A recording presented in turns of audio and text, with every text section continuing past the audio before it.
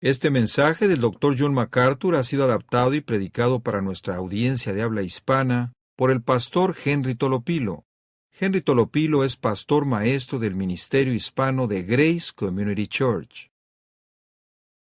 Una de las preciosas realidades de la Escritura, o que la Escritura nos enseña, es la seguridad de nuestra salvación. Definitivamente hemos hablado de esto numerosas veces, dependiendo del tema o dependiendo del pasaje que estamos estudiando. Y como lo hemos mencionado en otras ocasiones, el destino final con Cristo Jesús en gloria para un cristiano es seguro. No hay duda de eso. Porque nuestra salvación desde un principio fue predeterminada por Dios para que sea completa y sea para siempre. El hecho de nuestra seguridad se fundamenta en que Dios desde un principio nos escogió para salvación y vamos a estar examinando esa verdad. En su monumental afirmación en Romanos 8, Pablo escribe lo siguiente, comenzando con el versículo 28. Y sabemos que a los que aman a Dios, todas las cosas les ayudan a bien, esto es, a los que conforme a su propósito son llamados. Noten la importancia de esa frase, conforme a su propósito son llamados. La salvación no es un accidente en la vida de ninguna persona, es un llamamiento de Dios conforme a un propósito soberano y eterno, como vamos a estar observando. Noten cómo se lleva a cabo ese propósito que aquí se nos describe. Dice el versículo 29, porque a los que antes conoció, también los predestinó para que fuesen hechos conformes a la imagen de su Hijo, para que Él sea el primogénito entre muchos hermanos, y a los que predestinó, a estos también llamó, a los que llamó, a estos también justificó, y a los que justificó, a estos también glorificó. La verdad fundamental que asegura nuestro futuro eterno es el decreto de Dios en una eternidad pasada. Noten que el propósito de Dios comenzó en una eternidad pasada y concluye en una eternidad futura en gloria con Él. En otras palabras, nuestra seguridad en cuanto a nuestra salvación depende de la elección de Dios para salvación en el pasado. Y vamos a estar viendo esto. La doctrina de la elección es una doctrina que causa, yo diría, consternación en mucha gente, causa incomodidad. Entonces, ¿por qué vamos a tocar el tema? Si es algo que incomoda a algunos, la respuesta obvia para mí es porque la Biblia toca este tema y porque creo que este tema, una vez que lo entendamos, nos lleva a adorar a Dios de una manera singular. Esta doctrina Dios nos la reveló para ser controversial, la reveló para que nosotros le adoráramos a Él por su soberana voluntad en lo que Él hace en todas las cosas y particularmente en cuanto a nuestra salvación. Voy a ir lentamente a través de esta doctrina, así que les voy a pedir que me sigan con mucha atención.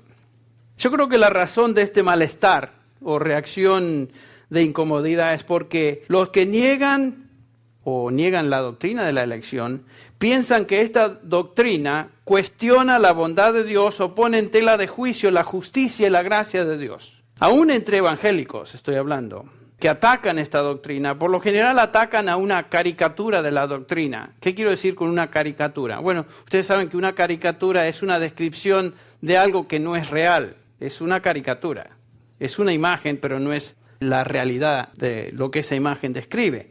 También atacan a los que enseñamos la doctrina de la elección, acusándonos de enseñar algo que no está en la Escritura. Y como vamos a ver, están totalmente equivocados.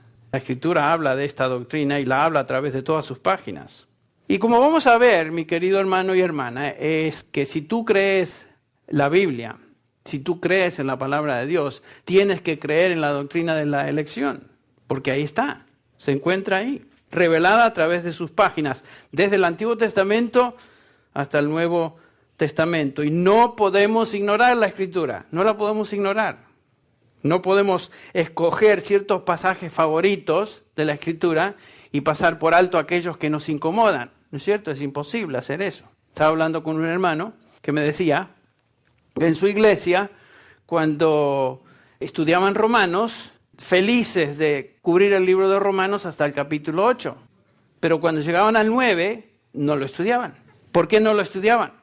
Bueno, porque el capítulo 9, como vamos a ver de Romanos, específicamente trata de un tema singular, sobresale, y es el tema de la elección soberana de Dios, no solamente en la nación de Israel, sino en aquellos que Él llama a salvación.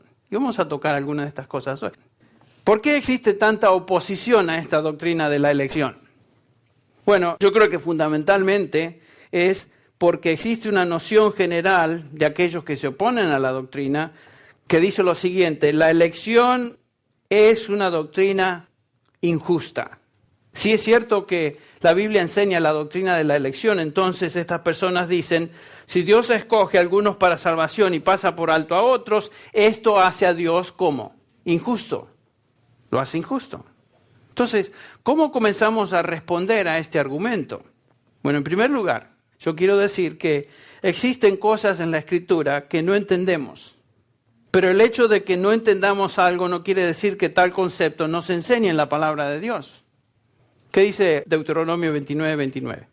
Hay cosas secretas que pertenecen a Dios y otras que son reveladas. Y aún cosas que Dios revela en su palabra, Él las entiende, pero no quiere decir que nosotros las vamos a entender todas ellas en su totalidad. ¿Por qué? Porque no somos Dios. No podemos medir a Dios por medio de lo que nosotros entendemos o por medio de nuestra noción o entendimiento humano de lo que es justo. Nuestra mente, junto con todo lo que somos, ha sido afectada por nuestra pecaminosidad, nuestra naturaleza caída que recibimos ¿de quién? Desde Adán. Todo ha sido afectado, toda nuestra persona ha sido afectada. El Salmo 50:21, por ejemplo, Dios dice lo siguiente a través del salmista: pensaste que yo era tal como tú. Ese es Dios el que habla. Pensaste que yo era tal como tú. Este es un problema universal en el hombre. El hombre desea reducir a Dios a un nivel humano. En otras palabras, el hombre quiere que Dios encaje dentro de lo que la mente humana puede concebir, y eso es imposible. No podemos rebajar a Dios a nuestro nivel y pretender que Él es igual que nosotros. El salmista dice, Dios dice, pensaste que yo era como tú. Pero obviamente Dios no es como nosotros. Dice Isaías 55, un pasaje que bien conocemos, porque mis pensamientos no son vuestros pensamientos, ni vuestros caminos, mis caminos, declara el Señor. Hay una gran diferencia, una distancia incalculable entre nuestra mente, nuestros pensamientos y los pensamientos de Dios. Eso Él lo declara.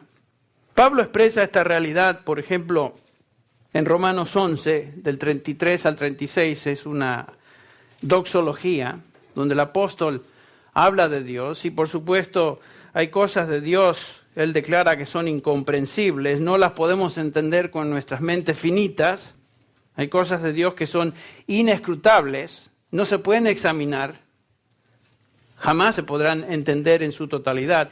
Dice Romanos 11, oh profundidad de las riquezas y de la sabiduría y del conocimiento de Dios, cuán insondables son sus juicios